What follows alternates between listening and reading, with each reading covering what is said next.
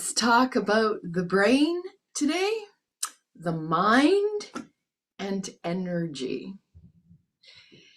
And really, what I want to talk about is mind discipline. And usually, when we hear the word discipline, it's like, there's work to be done. And there usually is, right, to get into a certain kind of discipline.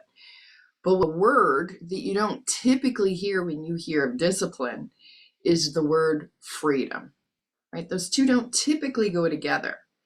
But I'm going to tell you here that when we can discipline our mind, this leads to so much freedom in our life. So much freedom. If you can start a practice of disciplining your mind. So let's break this down. Okay, so the brain. So the brain is an amazing organ. We need a brain. It communicates with our body so we can do movement. It's even behind the scenes, right? Regulating our digestive system and make sure, our heart is beating and we're breathing. It helps us to drive a car. It reminds us where we left our key. So the brain is a physical organ and it's amazing. Of course, we need it, okay? Now, the brain houses the mind. And as physical as the brain is, the mind is not physical, right? You can't touch it. You can't see it, right? It's not physical, but it lives in the brain. And while the mind gives us imagination, it gives us creativity, this is where awareness and focus all comes in. The mind has a side to all of us that we all know probably a little too well. And it's got the side that's undisciplined. Okay, so the undisciplined mind, or we could call it the ego mind, is that voice in your head, right? That compares you to everything else, or judges, or creates fearful stories in your mind. It's that voice that tells you you're not good enough, or maybe it's a voice that tells you you're better than everybody else. It's just that it's that mind, that undisciplined mind that's on a hamster wheel of endless thoughts and endless fears and endless. It is our worst enemy. It really is that undisciplined mind. Michael Singer always talks about the roommate, right? That's what he's speaking about, is the undisciplined mind. It's that roommate in your mind. And he always says, it's the worst roommate ever. It will rule your life. And if you let it rule your life, this undisciplined mind, it will also ruin your life.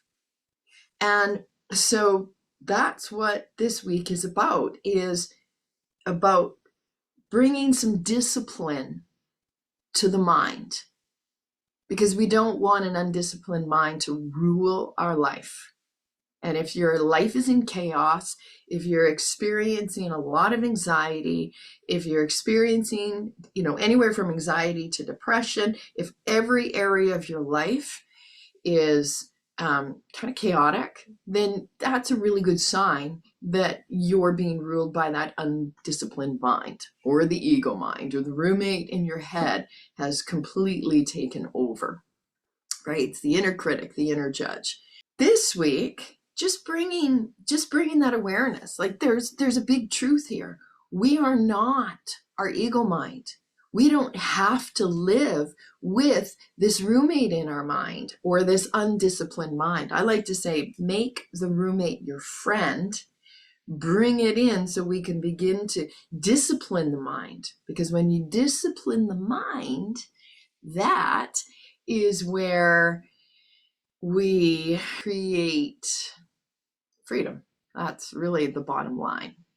How do you begin to even discipline this unruly, undisciplined mind?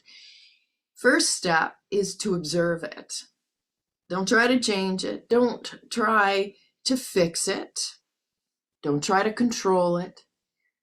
You observe it. And as you begin to observe this undisciplined mind, you realize that you don't have to believe everything it says.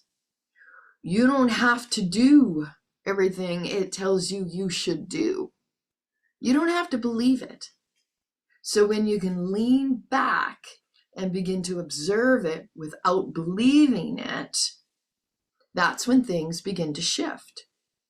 In order to lean back and observe it and not believe everything it says, to get it out of the driver's seat and stop ruling your life, that does require mind discipline. So there's many mind disciplines. I'm going to share with you my two favorite, at least the two that have had the biggest effect in my whole life. Number one, meditation. Meditation can shift all the neurons in your brain. Your meditation, a practice of meditation. Meditation is not a one-off. It's like, okay, I meditated today. I now have discipline of the mind, and life should be, flowing good. Meditation is a practice. It's a daily practice. And what is meditation? Really, at the core of what meditation is, it is that practice of observing your mind.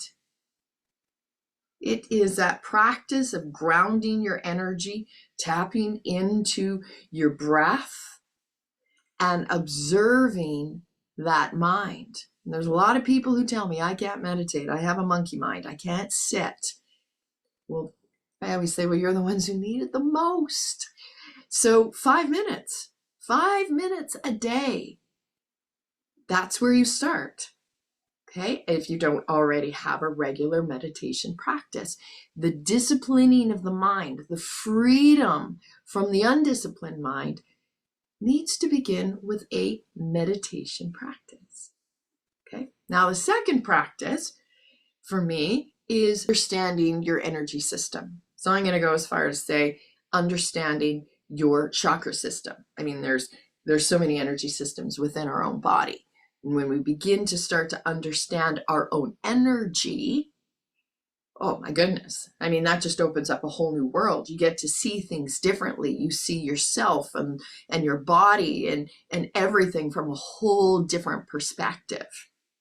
You got to be in that grounded space, that what meditation does. It grounds you into your body.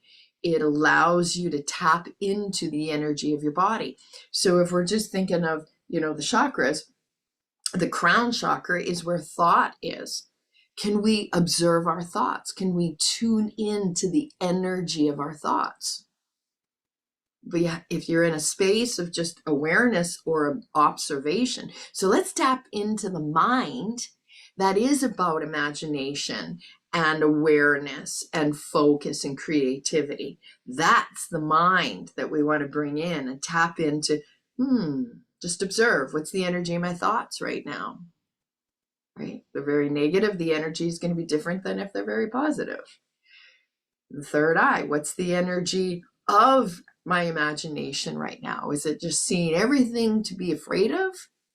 Right? Or am I creating more to fear because my imagination is just taking what I'm seeing out in the world and just creating more fear? Or can I see through that third eye things to be grateful for, or where there's beauty in the world, and then let my creativity and my imagination take that? So where's the energy of your imagination? Then there's the throat chakra. You tap into the energy of your words. Maybe the words you hear others speak, or the words that you speak. Are you speaking with a lot of fear? Are you hearing people when they speak in fear? And so then you're tapping into, a deeper energy of fear. Or are your words more loving, more compassionate, kind? Tap into to kind words or gratitude. So this is it's just awareness at this point, just awareness. Tap into the awareness of your words. Tap into your heart space, tap into love, tap into gratitude. Okay? Is that part of you kind of blocked? Right? Tap into your own worthiness of the solar plexus or your own strengths. Right? And the navel chakra is about tapping into your own flow. This is again, creativity starts to flow. Can you tap into your own emotions, your own desires, the things that you really want in this life? So what is the energy of your desires? What is the energy of your goals? And then the root chakra is the energy of your body, your physical body. Can you feel the different sensations through your body? So we've got the brain, which communicates with the body, and we've got the mind that can work with imagination and creativity and awareness and focus, but we have the undisciplined mind. Heal your mind and you can heal your body. Heal your mind and you can heal your energy system. Heal your mind and you can heal your life. And what I mean by that, by healing your mind, is bring some discipline to the mind. Get some practices in. Understand your energy system. I talk about the chakra system. To me, that has been the most mind-blowing shift in my whole entire life. Working with this energy, beginning to understand it. I mean, I've been working with it for decades now, and I'm still learning new things about myself. So this week's intention, number one, start a daily meditation practice, 5 minutes a day. And if you already have a daily meditation practice, I'm going to say add 5 minutes onto that practice now. Number two, this is how we can just start to bring some awareness. Set a daily intention. Like, how do I want to show up for myself today? Just that question. How do I want to show up? Just by asking that question, it's going to help you to tune into your energy. So if you're like barely out of bed, if you can ask yourself, I can't even get out of bed. Well, how do I want to show up today? Well, be the love. You can't go from depressed and hardly get out of bed to going, I'm going to just show up and be the love today. Maybe you can just get yourself out of bed and show up in a place where you can notice things or just observe or breathe. Maybe you can notice your breath. And then when you do that, you can start to notice the energy that you're bringing into every space, right? When you walk into the room, are you kind of bringing the energy down because you're just like, oh, Eeyore from, Winnie the Pooh? Or are you like, feeling you want to bring more energy? You want to bring maybe love. Maybe you want to bring more gratitude into the space that you enter. And then from there, you can start to notice that inner roommate, that inner critic within you without judging. Don't go, oh, there's that inner critic. Just observe, notice. Right? So just choose to be curious. Choose to be curious with your own thoughts, with your own inner roommate, with your own energy. And that's what the week's intention is. Start a meditation practice. Ask yourself every morning, how do I want to show up for myself today or for others? And then you notice. You start to notice your mind chatter. You start to notice and observe your own energy without judgment, right? Just be very, very curious, okay? The last thing I'm going to say, if this speaks to you, sign up for the chakra series. Every week, we're going to dive deeper into the chakra. We're going to begin to heal our mind and bring some discipline to our mind so we can find freedom in this life. We can't control anything outside of us, but we can begin to bring some discipline by bringing awareness to what's going on inside of us.